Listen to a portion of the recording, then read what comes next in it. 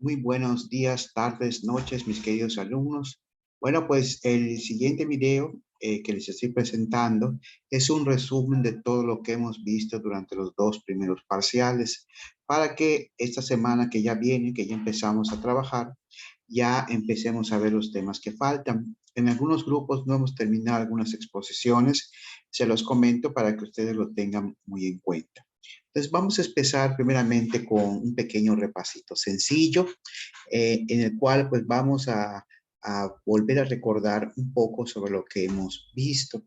Les recuerdo que toda su información está en Google Classroom para que si en algún momento tienen alguna duda sobre los temas que han visto, pues lo puedan ustedes repasar. Muy bien.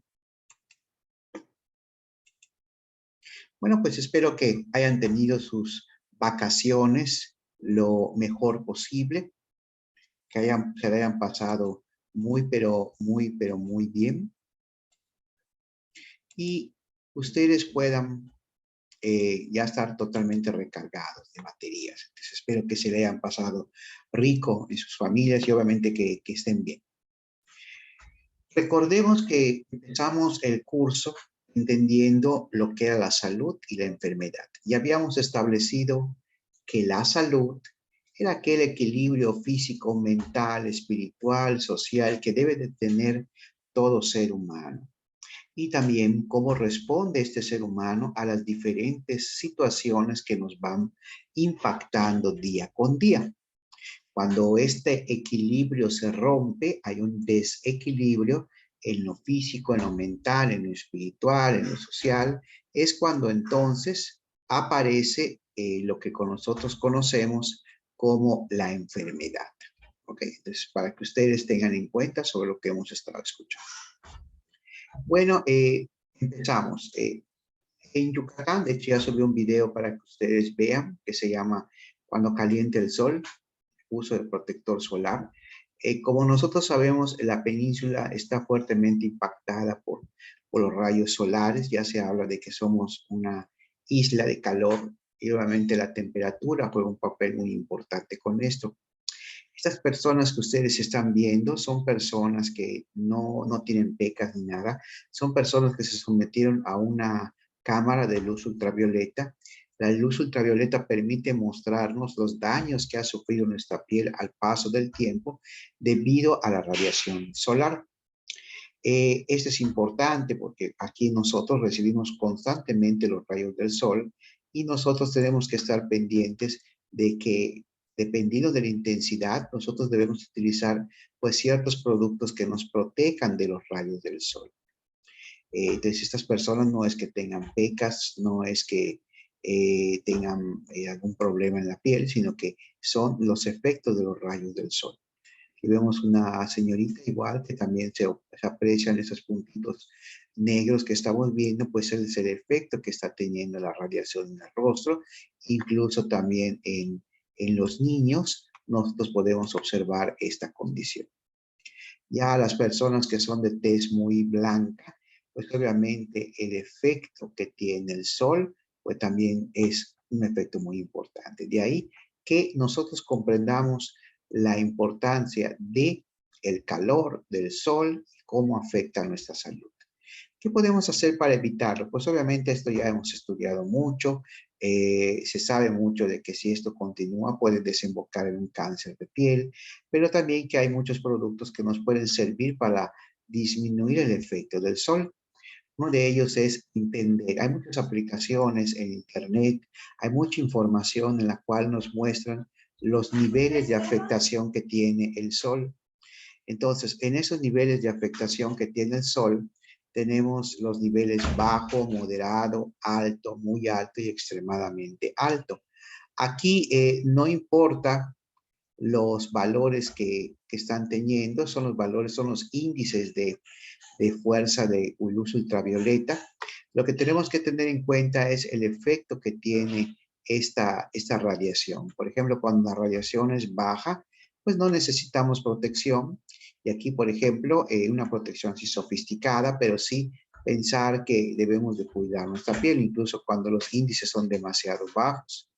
Cuando a medida que pasa el tiempo, cuando los índices son demasiado altos, Estos índices repercuten mucho en nuestra salud.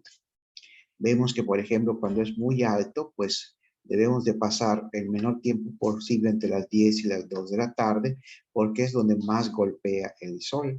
Esto es un dato estándar, depende mucho de la zona.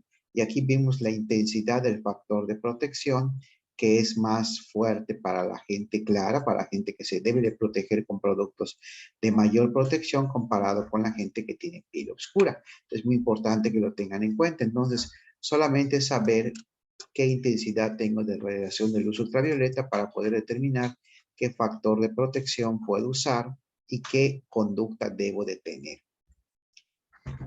Hay muchas aplicaciones que nos pueden ayudar a conocer cómo está la luz ultravioleta en mi estado, en mi ciudad. Esa aplicación ustedes la pueden buscar en internet y esta aplicación les va a permitir a ustedes saber en tiempo actual cómo está la radiación y obviamente ustedes sepan qué hacer. Por ejemplo, hace como 2 horas teníamos 8, más de 8, era una radiación muy alta y obviamente pues no podíamos, no debemos de salir tanto tiempo.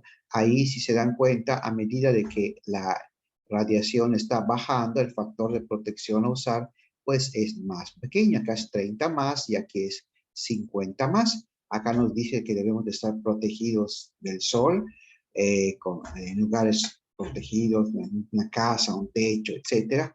Y ya cuando estemos, cuando ya bajó un poco la intensidad de la radiación, pues nosotros podemos estar con nuestra sombrilla andando por ahí un 18% del tiempo. Entonces hay que tener mucho cuidado en la importancia que tiene para nosotros todo esto. Aquí tienen un link en la cual ustedes pueden entrar y en ese link los va a mandar a una aplicación, a una información del CIMBESTAB donde nos dice cómo está la luz ultravioleta. Pero con esta aplicación la tiene muy fácil. Hemos visto nosotros, hemos visto, entre otras cosas, cuando se presenta la enfermedad, cómo la podemos seguir. La podemos seguir mediante epidemiología descriptiva, mediante epidemiología analítica, experimental y la ecoepidemiología. Recordando que la epidemiología descriptiva solamente se encarga en estudiar la enfermedad en tiempo, lugar y persona. No se pueden hacer demostraciones de hipótesis. Es de carácter netamente descriptivo, son generalidades. Y la epidemiología analítica, en la cual sí se busca la asociación de ciertos factores que van a detonar la enfermedad. Posteriormente, la epidemiología experimental, que trabaja ya en un medio más controlado para poder saber si ciertas causas están provocando un problema en particular o si cierta aplicación, si cierta prevención está dando resultados más confiables para detener a las enfermedades. Y tenemos también la ecoepidemiología. La ecoepidemiología pues ya alberga todo, abarca todo, no solamente los aspectos micro, sino también los aspectos macro que se relacionan con las enfermedades. Entonces aquí, muy importante, recordar estas 4 partes en la de la epidemiología. Las medidas que hemos visto. Nosotros vimos las medidas descriptivas que, como dije, nos hablan de generalidades. No nos hablan del por qué la gente se enferma. Solo nos habla de cuánta gente se enferma, a qué velocidad, a qué tipo de personas, a qué edad, género, etc. Ahí está mortalidad, letalidad, incidencia, prevalencia, tasa de ataque, tenemos velocidad de contagio y también los índices que ustedes ya expusieron, la mayoría de los grupos ya tienen expuestos, índice CPOD, el índice de O'Leary, etcétera, índice de cáliz dental, etcétera. Las medidas de asociación, odds radio, riesgo relativo y riesgo que nos sirven para conocer si cierto factor se asocia con la enfermedad. Aquí aparecen los conceptos de caso control y cohortes. Y las medidas de impacto nos sirven para poder determinar si cierto factor está provocando un cambio significativo, si cierta administración de algún medicamento está teniendo resultados significativos para el control de las enfermedades o si ciertas campañas de prevención están dando los beneficios. Son las medidas de impacto. Hay muchas más, pero estas son las que más se conocen dentro del contexto de la epidemiología. Entonces, se los quería mostrar para que ustedes no se les olvide que son las medidas descriptivas, generalidades, asociación, conocer cuáles son los factores que se relacionan con la enfermedad y medidas de impacto, ver el efecto ya directo que tienen estos factores o que tienen estas prevenciones o estas intervenciones para controlar las enfermedades. Un punto que quería remarcar, que cometieron bastante, no se entendió mucho y lo volvemos a decir, prevención es de carácter voluntario, es orientativo, no es una obligación. Lo deberíamos de hacer para evitarnos problemas. Sin embargo, no es de carácter obligatorio y cuando pedimos una campaña de prevención, pues pueden ser que hagamos ejercicio, que nos hagamos ciertos análisis clínicos para conocer cómo está nuestra salud, alguna campaña de prevención, como por ejemplo uso de preservativos, también el hacer 30 minutos de ejercicio, no tomar alcohol, etcétera. Entonces, hay muchas medidas que nos pueden servir para prevenir. Ahora, las medidas de intervención son aquellas actividades que tenemos que hacer porque hay hasta cierto punto una, un cambio si no lo hago. Como que hay un castigo, hay una reprimenda, hay una contestación si no lo hago. Como el uso de cubrebocas, si no lo hago, automáticamente tengo muchos problemas en muchos establecimientos, tengo que usar mi cubrebocas.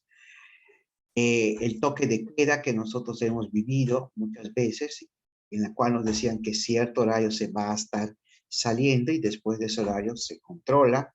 La famosa sana distancia que teníamos que seguir para que no tuviéramos contagio con este coronavirus que nos afectó bastante, son medidas de intervención. Entonces, recordando, la prevención es voluntaria, no se complica en la vida. Todo lo que sea voluntario como yo les, como, algo tan sencillo, y como que yo le dijera a cualquiera de ustedes, ¿podrías lavarte los dientes? Sí, es una prevención para que no tengas problemas.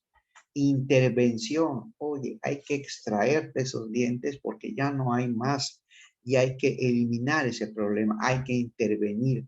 De hecho, en el escenario médico se habla mucho de la intervención médica, cuando ya se tiene que actuar porque ya no hay vuelta para atrás. Entonces, ténganlo muy en cuenta. La prevención no es una camisa de fuerza, la intervención sí, la tenemos que aceptar porque es algo que ya está diseñado, es algo que ya está dicho y la tenemos que respetar. Y en caso que no la respetemos, pues es algo que va a tener consecuencias. Entonces, hay prevención, intervención para que se comprenda. Cuando se presenta la enfermedad, ¿cómo se presenta? A nivel, ¿cómo recibimos los elementos que van a provocar que nos enfermemos? Puede ser a nivel macro o a nivel micro. Habíamos dicho que los niveles micro se refiere a aquellos elementos intrínsecos. Nosotros los tenemos y no los podemos evitar, son propios de nosotros. Nuestro tipo de piel, nuestra genética, nuestro tipo de sangre, nuestro género, hombre, mujer, todo esto tiene una afectación desde el punto de vista biológico, desde el punto de vista social, psicológico, que puede condicionar, puede permitir la aparición de la enfermedad.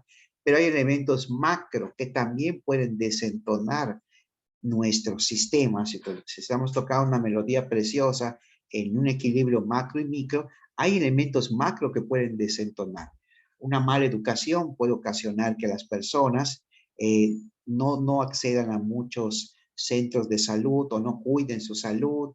El ambiente laboral, muchas situaciones de estrés, el desempleo, los servicios básicos, la vivienda, todos estos tienen un efecto macro que nos puede detonar la enfermedad. Recuerden que los efectos macro los podemos corregir, pero los efectos micro, eso ya forman parte de nosotros. Para poder controlar estos elementos y que no desarrollen en enfermedades, no aterricen en enfermedades, hay que establecer políticas de prevención y también estrategias de intervención para que las enfermedades no continúen. Entonces, hay que lo tengan muy, pero muy en cuenta. Lo nuevo que viene ya en el parcial es analizar los diferentes tipos de estudios. Hay muchas investigaciones que se hacen dentro del campo de la epidemiología.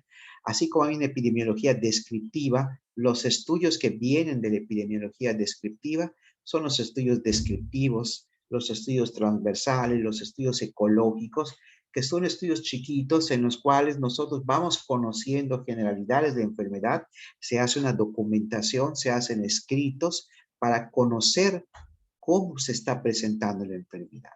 Analizamos gráficas, imágenes, etc. No tomamos decisiones porque es de carácter descriptivo. Luego, los estudios dentro del punto de vista analítico, pues van a encontrar, con la epidemiología analítica, encontrar aquellos factores que se asocian a una enfermedad. ¿Será que si tomo demasiada, por ejemplo, demasiado medicamento contra la gripa, me da sueño? Ah, bueno, se asocia el sueño con este medicamento. Sí, no, etcétera. Que son estudios donde se establece la asociación de factores que detonan en enfermedades. Y ya en el último punto, la epidemiología experimental es cuando se trabajan elementos muy importantes, donde el investigador controla el ambiente, se trabaja a nivel laboratorio y es cuando aparecen los ensayos clínicos, los ensayos experimentales, cuasi experimentales, cuando se trabajan con grandes poblaciones en las cuales se va interviniendo de una forma masiva y se quiere conocer el efecto que va a tener en la salud de una población. Por lo tanto, en epidemiología experimental estaría mucho las medidas de impacto, en epidemiología analítica estarían mucho las medidas de asociación y en la epidemiología descriptiva estarían mucho las medidas descriptivas. Entonces aquí son los estudios, son documentos, son diferentes tipos de estudios, investigaciones científicas que van a aterrizar, van a permear en este pequeño triángulo. Si solamente voy a hablar de generalidad, van a ser estudios descriptivos. Si voy a hablar de asociaciones, van a dar estudios analíticos, y si voy a hablar de estudios ya de una forma más controlada, de variables más estudiadas, donde incluso se muestrea a un grupo de personas para saber lo que les va a pasar, dependiendo de la variable que vayan a modificar, pues serían estos estudios de epidemiología experimental, clínicos experimentales y cuasi experimentales. Hay otras variantes, pero son los más conocidos igual. Aquí tenemos un video en el cual ustedes van a interactuar para conocer un poco más sobre los estudios epidemiológicos. El siguiente tema que vamos a ver se llama causalidad. ¿Por qué se enferman unas personas y por qué otras personas no se enferman? ¿Por qué si el COVID le pegó a mucha gente? ¿Por qué hay gente todavía que nunca le tocó el COVID? Entonces aquí hay que estudiar muy bien qué características tienen esas personas, qué elementos macro y micro están funcionando en su entorno que está ocasionando que se enferme o que no se enferme una persona. Por lo tanto, hay que entender la causalidad, que son las causas que van a generar la enfermedad, y cómo lo vamos a estudiar es a través de los criterios. Hay diferentes formas de medir las causas a través de una forma unicausal, o sea, solamente una causa causa el problema, o muchas causas pueden generar la enfermedad, o variantes, combinaciones entre unicausales y multicausales que pueden detonar la enfermedad. Esto lo vamos a ver posteriormente de una forma más profunda. ¿Y cómo vemos las causas? A través de criterios, criterios de Koch-Henle, criterios de Bradford-Hill, criterios de Evans, criterios de Rothman. Esto, ya conociendo la causalidad y cómo vamos a ver esas causas, ya podemos pasar a programas de vigilancia epidemiológica, en la cual nosotros vamos a establecer estrategias para reducir algún problema, alguna situación de carácter físico o social que pueden estar relacionadas para el desarrollo de enfermedades o comportamientos asociados al daño a nuestra salud.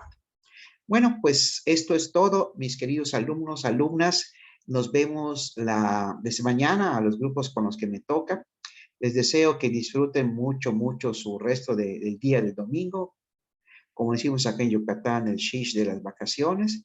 Y nos vemos. Que se la pase muy rico. Espero que este video les haya, pues, aclarar un poquito las cosas que vamos a estar viendo el día de la próxima semana. Pero que se la pase muy bonito. Un saludo. Abur, Universidad Modelo.